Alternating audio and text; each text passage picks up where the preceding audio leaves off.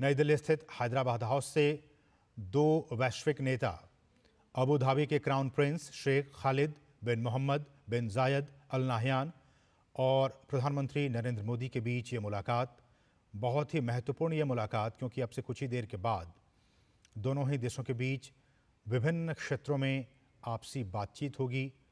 तमाम एक बहुत बड़ा व्यापारिक प्रतिनिधिमंडल इनके साथ भारत आया हुआ है, लेकिन द्विपक्षीय वार्ता में चाहे वो रक्षा की बात हो, सुरक्षा की बात हो, व्यापार की बात हो, कल्चरल टाइज़ की बात हो, इन तमाम क्षेत्रों में बातचीत होने की उम्मीद की जा रही है। अबू धाबी के क्राउन प्रिंस की ये पहली आधिकारिक भारत यात्रा है। बहुत ही महत्वपूर्ण दोनों देशों के संबंध, हम जानते हैं कि भारत और संयुक्त अमीरात के बीच 1972 में डिप्लोमेटिक रिलेशनशिप इस्टेब्लिश हुए थे और तब से लेकर अब तक लगातार दोनों देशों के संबंध जो हैं वो मजबूत होते जा रहे हैं।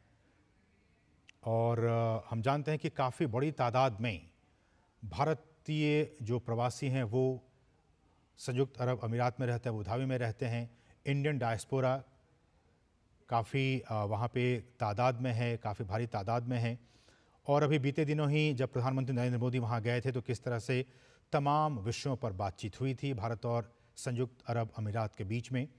तो अबू धाबी के क्राउन प्रिंस शेख खालिद बिन मोहम्मद बिन जायद अल नाहयान और प्रधानमंत्री नरेंद्र मोदी की ये आपसी बातचीत, आपसी मुलाकात नई दिल्ली स्थित हैदराबाद हाउस में इस वक्त हो रही है। और एक बहुत बड़े व्यापारिक प्रतिनिधिमंडल के साथ अबू धाबी के क्राउन प्रिंस भारत आए हुए हैं। कल वो मुंबई जाएंगे, जहां व्यापार जगत के तमाम जो बड़े दिग्गज हैं उनके साथ भी उनके मिलने का कार्यक्रम है।